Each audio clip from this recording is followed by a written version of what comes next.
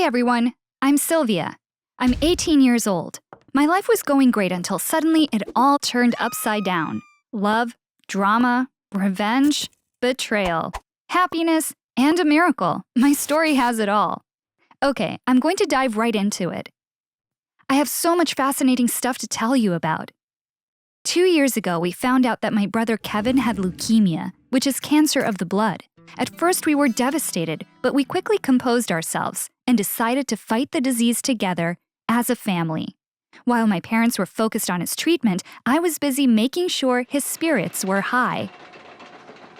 I decided to spend all my time with him until he recovered. We began his treatment right away. Thankfully, he was diagnosed early, so his chances of recovery were high. But he was going to have to go through chemotherapy, which has really serious side effects. First came the nausea, so he lost his appetite and started losing weight really quickly. Soon after that, he lost all of his hair. He was going through a really tough time, and there was nothing I could do for him. It was 11 months into his treatment.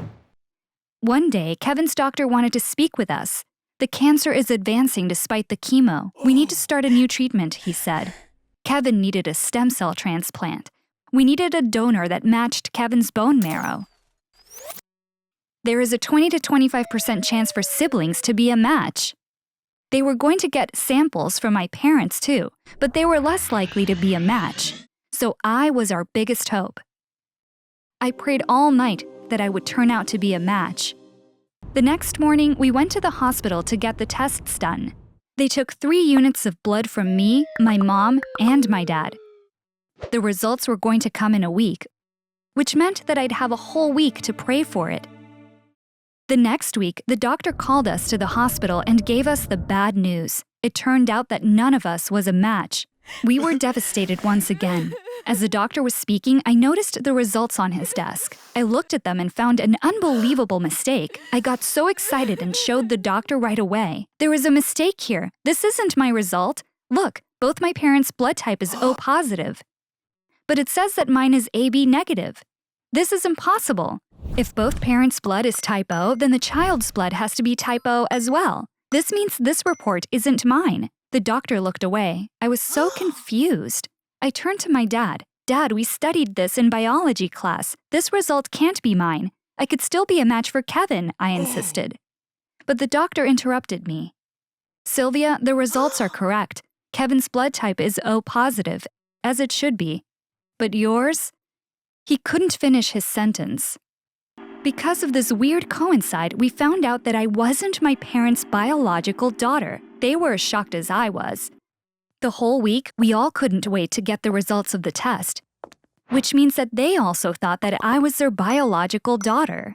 This left us with only one possibility. The day I was born, someone had made a huge mistake and I was switched with another baby.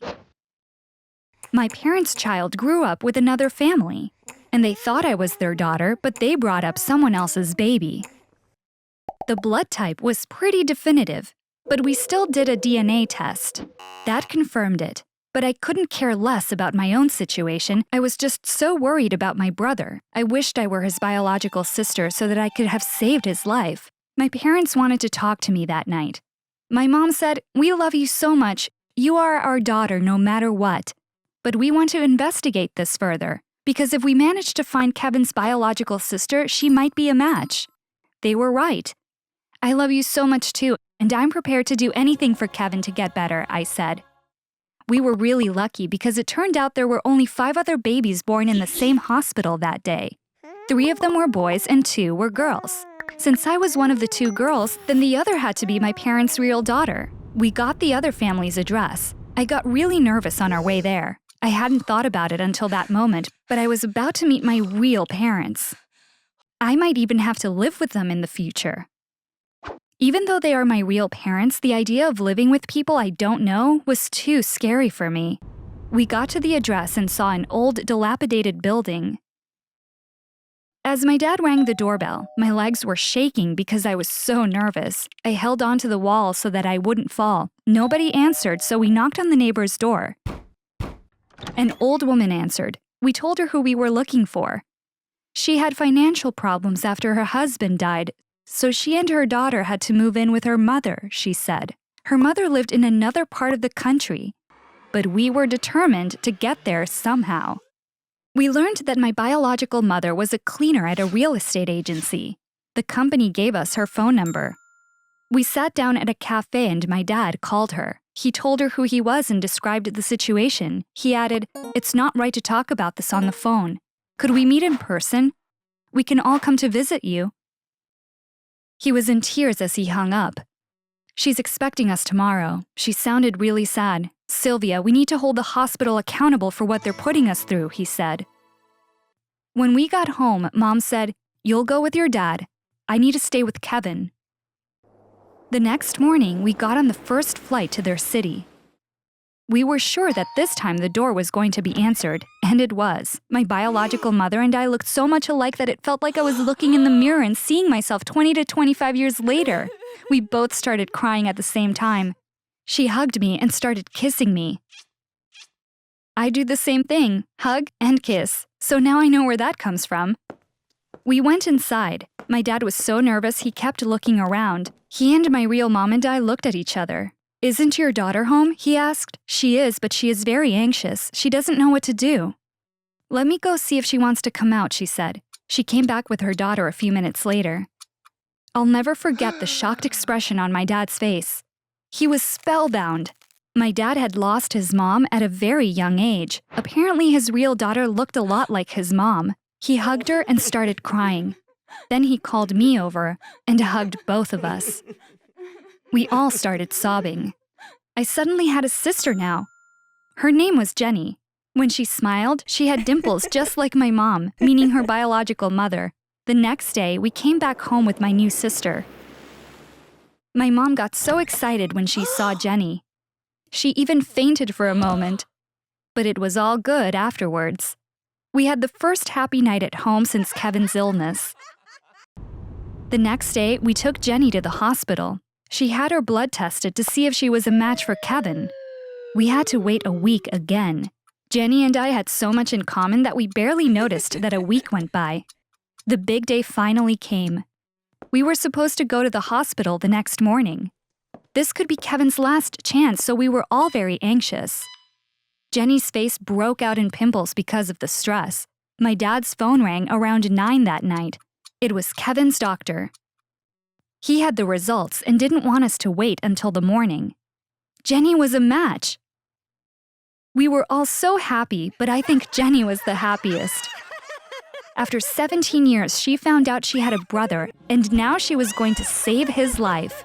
No time was wasted to start the stem cell treatment. First, they got the cells from Jenny with a simple procedure. After a week of preparations, the cells were transferred to Kevin. We had to wait for 20 days to see how Kevin's immune system would respond. Thankfully, he didn't have any issues. Everything had gone as it should have. Kevin is doing much better now. He only needs to get checked once in a while.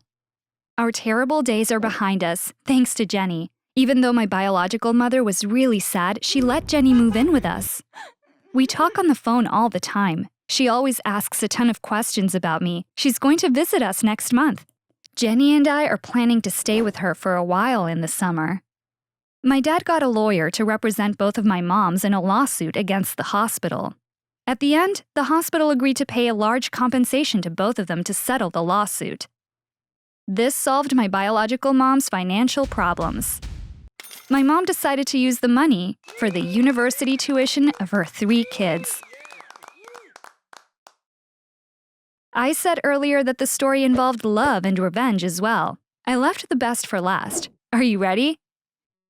It was not an accident that Jenny and I got switched. Yes, you heard right. It was on purpose. It was a nurse who did this to us. The prosecutor found it really weird that there was a mix-up, even though there were only 2 girls born that day. So they questioned the 2 nurses at the delivery room and got to the bottom of it. One of the nurses had dated my biological father years earlier. One night, she was drunk and cheated on my dad. When he found out, he left her. But she was still in love with him. She tried to patch things up, but he wasn't interested. She was surprised to see my dad at the hospital years later. So she made up this evil revenge plan to get back at him. Well, you know the rest of the story. She switched my dad's biological child, which is me, with another baby, which is Jenny.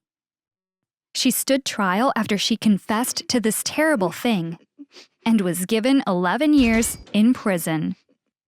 She changed the lives of 6 people, and that's if we only count the parents and the kids. So I think this is a lenient sentence. And don't think that this stuff only happens in movies. If you like stories like this, subscribe to this channel.